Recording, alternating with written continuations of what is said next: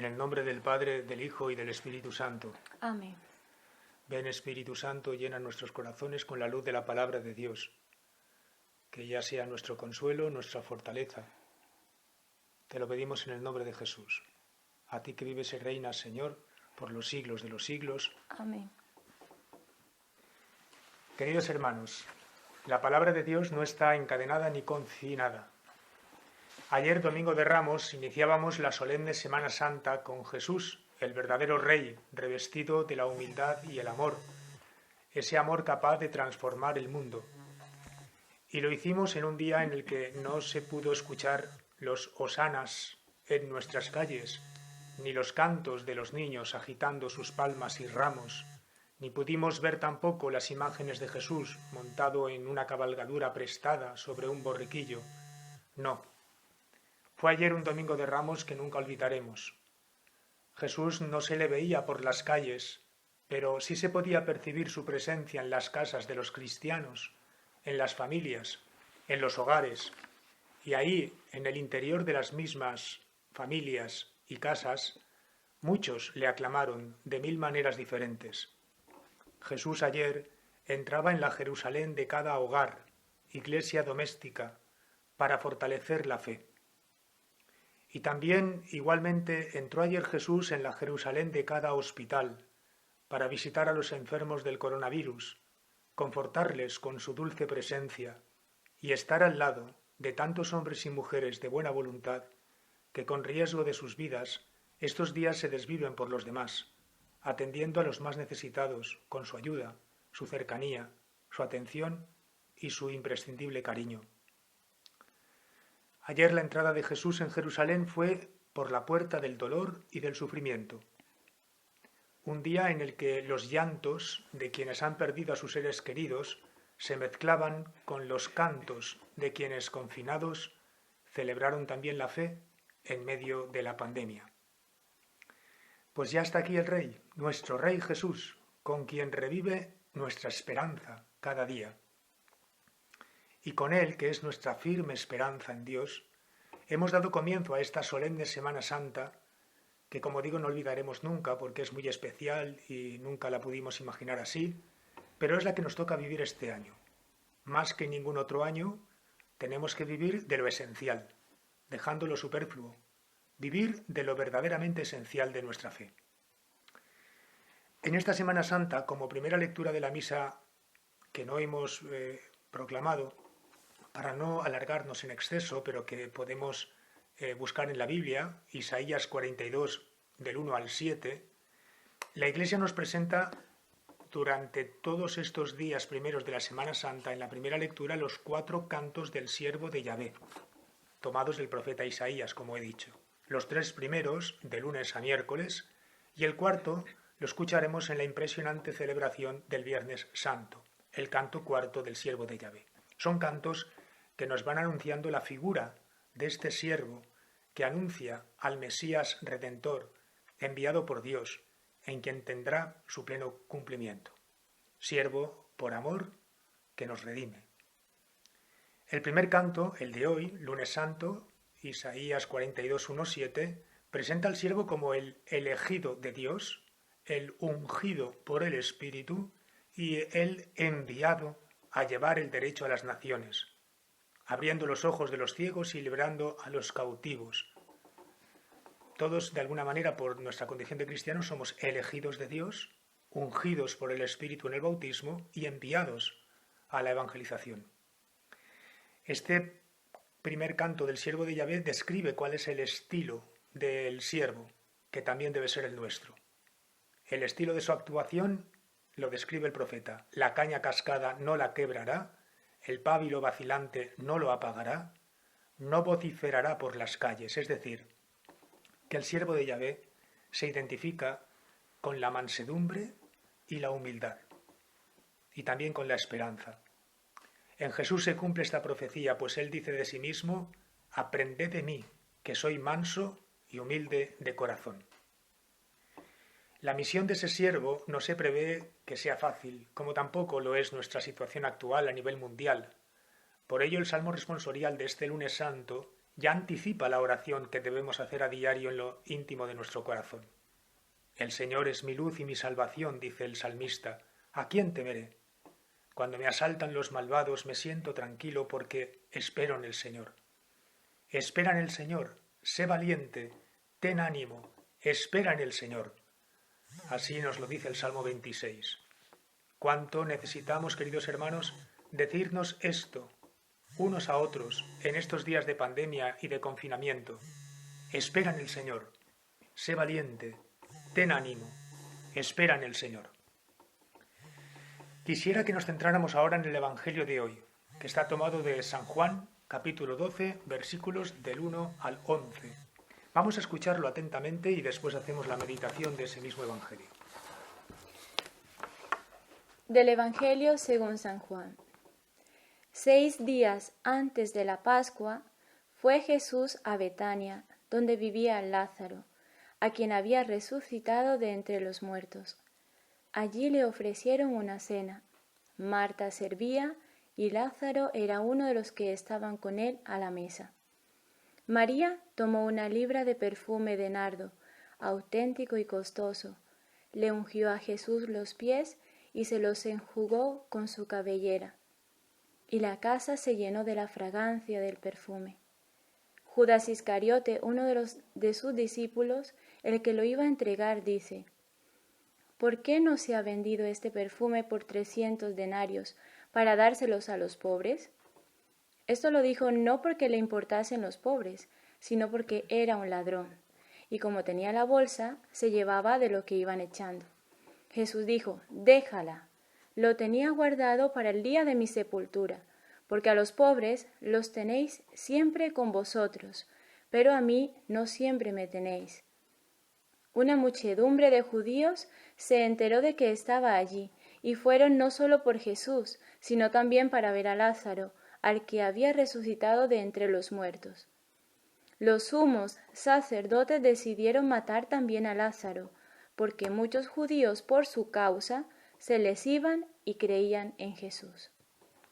Palabra del Señor. Gloria a ti, Señor Jesús. Queridos hermanos, la entrañable escena de Betania que acabamos de escuchar sucedió 6 días antes de la Pascua, y por eso se lee precisamente hoy. Jesús, a las puertas ya de su pasión redentora, busca la casa de la amistad. ¿Por qué va a Betania? Porque allí está la casa de sus amigos. Y Jesús busca a sus entrañables amigos Lázaro, Marta y María, de quienes el Evangelio dice que Jesús amaba mucho. Hace tiempo que los sacerdotes del templo han decretado la expulsión de la sinagoga a todo aquel que siga o dé acogida a Jesús. Pero Jesús, a pesar de esta advertencia, sabe que en casa de estos amigos de Betania la puerta está abierta para él. La puerta de la casa y sobre todo la puerta del corazón. Ante la proximidad de la Pascua, ante la cercanía de la pasión del Señor, ante la sombra ya de la cruz redentora de Jesús, todos los que están a su alrededor comienzan a tomar postura, a posicionarse ante esta verdad. Lo que hay en el corazón de cada uno emerge ante la verdad redentora de Cristo, ante la inminente proximidad de su misterio pascual. ¿Qué surge en el corazón de cada uno ante la Pascua de Jesús? ¿Qué surge en el corazón de cada uno ante la cercanía de la cruz? ¿Qué actitud emerge afuera, poniendo de manifiesto la verdad de lo que está dentro de cada discípulo? Siempre la cruz o la proximidad de la cruz, el sufrimiento en definitiva, pone en evidencia lo que cada uno lleva dentro. Eso también se está viendo estos días, que ante la pandemia que nos asola, aflora lo que hay en el corazón del hombre. Si hay bondad, sale bondad. Si hay maldad, sale maldad. Es bueno, entonces, que a la luz de esta palabra, a la luz de este Evangelio, cual espada de doble filo que penetra hasta las junturas del ser, también nosotros veamos qué hay en nuestro corazón, cuál es la verdad de nuestro interior ante la cruz del Señor, porque como digo, estos días, ante esta situación, emergen algunos la fe que hay dentro y en otros no.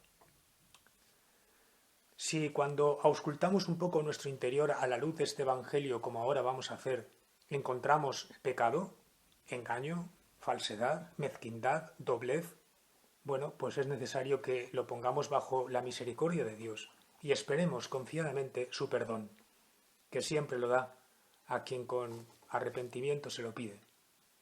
Si encontramos herida, pues descubrámosla para que Él la sane. Y si hubiera virtud o gracia en nuestros corazones, saquémosla igualmente a la luz para que el Señor, que nos la ha dado, la confirme y la fortalezca. Es importante escrutar las Escrituras, pero más importante todavía es dejarnos escrutar por las Escrituras. A tu luz vemos nuestra luz, dice el Salmo 36. Pues bien, a la luz de este Evangelio vamos a considerar lo que hay en nuestro corazón, en nuestro interior. Y lo vamos a hacer viendo lo que surge en el interior de los que rodean al Maestro en estos momentos. Acerquémonos, pues, con detenimiento a los 6 personajes de este Evangelio: Lázaro, Marta, María, Judas, la muchedumbre de los judíos y finalmente los sumos sacerdotes. ¿Qué surge en el corazón de Lázaro respecto a Jesús ante su próxima Pascua y su cruz? Pues nos dice el Evangelio que lo que surge es la acogida, la hospitalidad. Lázaro acoge a Jesús en su casa, pese al decreto de expulsión del culto sinagogal. Y nos podemos preguntar, ¿es esta la actitud de mi corazón en este momento de mi vida? Diré hoy a Cristo: pasa, Señor, esta es tu casa. Bendito el que viene en el nombre del Señor. ¿Qué surge en el corazón de Marta respecto a Jesús ante su próxima pasión y su cruz? Pues nos dice el Evangelio que lo que surge es el servicio. Marta servía. Es lo que siempre hace cuando Jesús entra en su casa, ponerse a su entero servicio. Y nos preguntamos, ¿es esta la actitud de mi corazón ante el Señor? ¿Servirle a Él? ¿O me sirvo de Él en lugar de servirle yo? Me pondré al servicio del Señor, especialmente estos días, en mi familia, en la comunidad, en la iglesia, en el mundo. Es algo bien hermoso servir al Señor, que se ha hecho el mismo siervo por amor. Bien, en Lázaro encontramos acogida, en Marta servicio. ¿Qué surge en el corazón de María respecto a Jesús ante su próxima pasión y cruz? Pues en María de Betania, según hemos escuchado, lo que surge y aflora es un amor desmesurado. Perfume derrochado, delicadeza femenina, ternura, cariño. María lleva un perfume carísimo de nardo puro. Sabemos que el Evangelio nos ha dicho que se pudo vender por 300 denarios. Y según la parábola evangélica, un trabajador podía ser contratado por un denario. Estamos pues hablando de 300 jornales. O sea que este perfume tiene el valor de 300 jornales. Costosísimo, ciertamente. En el libro del Cantar de los Cantares, la planta de nardo simboliza la pureza del amor entre la amada y el amado. Aquí, derramando todo el costosísimo perfume de nardo a los pies de Jesús, entendemos la medida del amor de María, que va a ser el amor sin medida de Jesús. Dar a Jesús lo más valioso de nosotros mismos, hermanos, sin guardárnoslo. ¿Damos a Jesús lo más valioso de nosotros mismos? Muchos lo están haciendo estos días de confinamiento y de sufrimiento.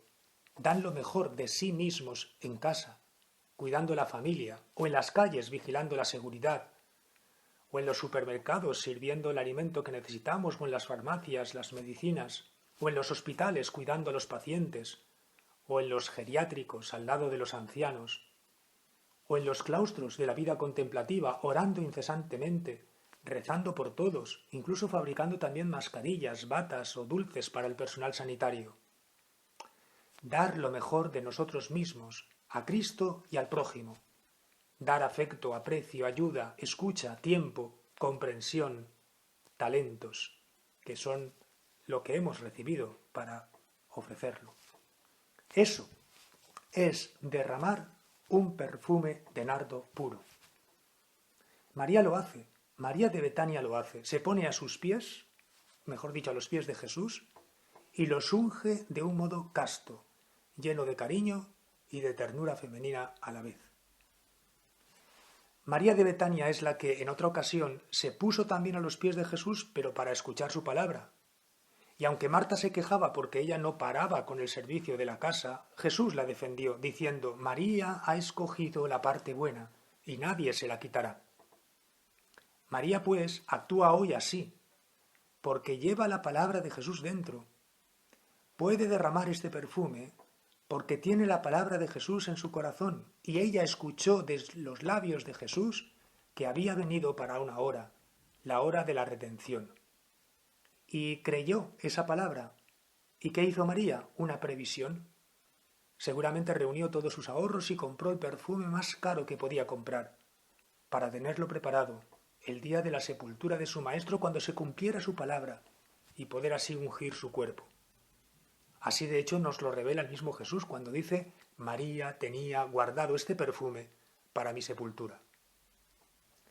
María ha dado crédito a la palabra de Cristo sobre la hora de la redención y sabe que esa hora ya está aquí. ¿Qué hace entonces María de Betania ante la inminente pasión de Cristo? No le retiene junto a sí, sino que con sumo cariño, respeto y verdadero amor derrama su perfume ungiendo esos pies que se encaminan hacia la Pascua con decisión. María unge esos pies que marcharán al huerto de Getsemaní para orar sin desfallecer y recibir la fortaleza necesaria para ser fiel a la voluntad del Padre y redimir a los hombres. María unge esos pies que subirán descalzos la cuesta del Calvario. María de Betania unge esos pies de Cristo que serán clavados en la cruz para redimir al mundo. Esos pies que tiempo atrás recorrieron los polvorientos caminos de Galilea, anunciando la buena noticia del amor del Padre y que hacía exclamar a la gente sencilla: «Dichosos los pies del mensajero que anuncia la paz». Esos mismos pies que acompañarán a los frustrados discípulos de Maús en la mañana de la resurrección para ayudarles después a desandar el camino y volver a Jerusalén. María unge esos pies, los de Cristo, que han dejado la huella más profunda en la historia de la humanidad y que seguimos millones de discípulos generación tras generación. Además, lo que contemplamos en el corazón de María de Betania es un amor de solidaridad, de identificación, de comunión con el destino de Jesús, porque al derramar su perfume y secar sus pies con su cabellera, no sólo se impregna toda la estancia del olor del costoso perfume, no sólo los pies quedan perfumados, sino que principalmente también los cabellos de María quedan perfumados, totalmente impregnados del aroma de nardo. Es decir, aquello que se entrega a Jesús es en realidad lo que nosotros recibimos. No es una pérdida, es una ganancia. Lo que a Él le entregamos, en nosotros queda. Y con este gesto es como decirle a Jesús: tu perfume es el mío, tu destino es el mío, tu pasión la mía. Quedo yo también impregnada de tu Pascua. Y aquello que dijo Ruth a Noemí: donde tú vayas yo iré, tu tierra será mi tierra, tu Dios será mi Dios. María de Betania, ante la proximidad de la cruz y la cercanía de la pasión, muestra a Jesús un amor de comunión, un amor de implicación, un amor de comunión. Un amor, por otra parte, de derroche, de desmesura, porque así es el amor auténtico y así es la autenticidad del amor. Pero seguimos, porque si en Lázaro hemos encontrado hospedaje y acogida, en Marta servicio y en María amor derrochado de perfume, ¿qué encontramos en el corazón de Judas? Pues encontramos crítica y juicio hacia Jesús y hacia la mujer, mezquindad, vileza, encontramos falsedad. ¿Por qué no se ha vendido este perfume por 300 denarios para dárselo a los pobres?, pregunta con altivez. El mismo evangelista se encarga de aclararnos en qué consiste su intervención cuando reclama ese dinero para los pobres. Y dice San Juan: no es que le importara a los pobres, sino que lo dijo porque era un ladrón, y como tenía la bolsa, se iba llevando de lo que iban echando. En el corazón de Judas, hermanos, hay un posicionamiento cerrado en sus propios planteamientos y criterios, y se atreve, desde su soberbia, a criticar a Jesús y a la mujer. Judas no entiende nada de amor, no entiende de derroche, solo entiende de dinero. No ha acogido la palabra de Jesús como acogió esa misma palabra María de Betania. Por eso, porque no ha acogido la palabra de Jesús, no se ha purificado su corazón. ¿Cuánta purificación necesita el corazón cuando se encierra en sus propios posicionamientos o se atrinchera en su juicio propio? Además, en Judas vemos también hipocresía, porque lanza su juicio dando a entender que le preocupan los pobres, cuando en realidad Judas solo se preocupaba de sí mismo. Más todavía, el amor al dinero le había cegado y se ha vuelto un ladrón. De las limosnas que daban al grupo de Jesús, él se iba llevando una parte. Y ahora pregunta por qué no se vende el perfume por 300 denarios cuando él va a vender a su maestro por 30 monedas. Hipocresía. María de Betania, cuando ha entrado Jesús en su casa, ha visto en los ojos del maestro lo que necesitaba. Un acto de amor puro. Y se lo ha brindado. Judas, en cambio, solo ha visto negocio. Jesús entonces, ante el juicio tan grande de Judas, con el que está humillando profundamente el gesto tan noble de María, dice con firmeza: «¡Déjala!» Y la defiende. La defiende diciendo: «Pobres tendréis siempre con vosotros, y les podréis hacer el bien siempre que queráis.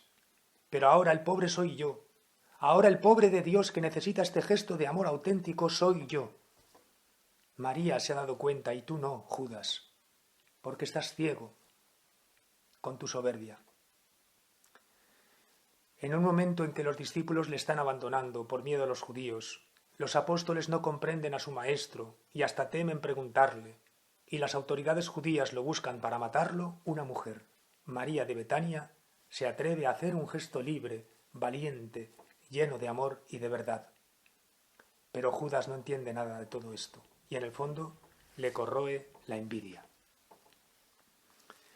Seguimos. ¿Qué encontramos en el corazón de la muchedumbre de judíos que fueron a casa de Lázaro movidos por la curiosidad?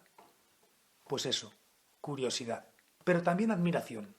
Una mezcla de atracción curiosa y admirativa. En el fondo, esto es un inicio, un comienzo, un principio de fe.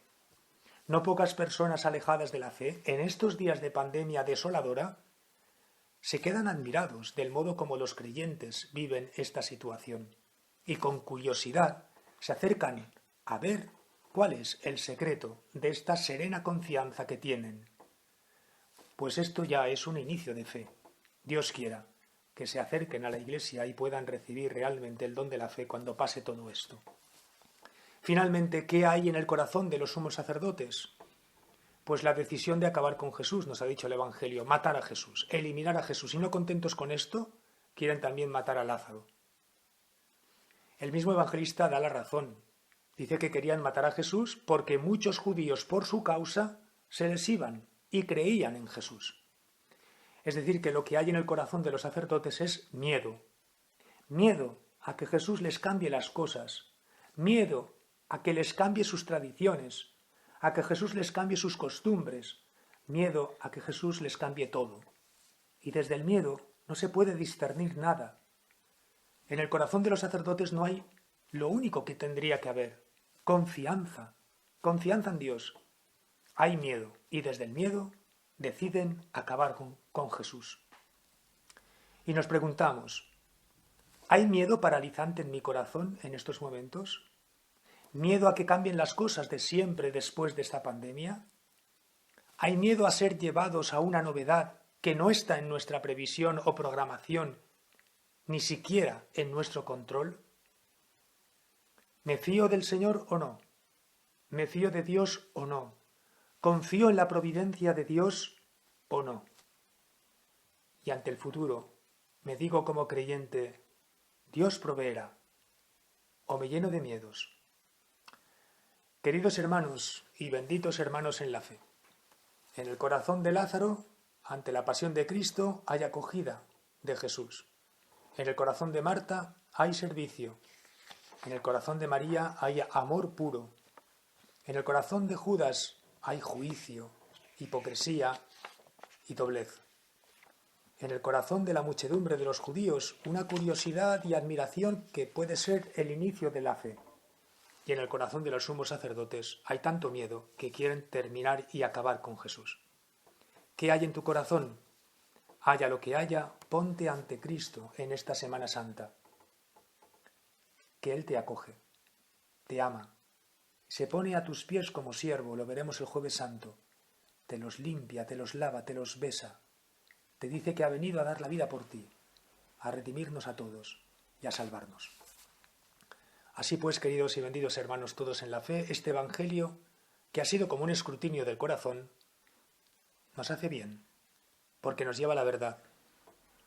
Y la verdad vivida con humildad es un descanso, es una paz. Amemos mucho, pero mucho, mucho a Jesús. Eso es lo más importante de nuestra vida. Ánimo, estamos en plena Semana Santa, ya está ahí la Pascua, y el Señor nos salvará a todos. Recemos ahora la oración a la Virgen y que Dios os bendiga. Oh María, tú resplandeces siempre en nuestro camino, como signo de salvación y de esperanza. Nosotros nos confiamos a ti, salud de los enfermos, que bajo la cruz estuviste asociada al dolor de Jesús, manteniendo firme tu fe. Tú, salvación de todos los pueblos, sabes de qué tenemos necesidad, y estamos seguros que proveerás para que, como en Caná de Galilea, pueda volver la alegría y la fiesta después de este momento de prueba.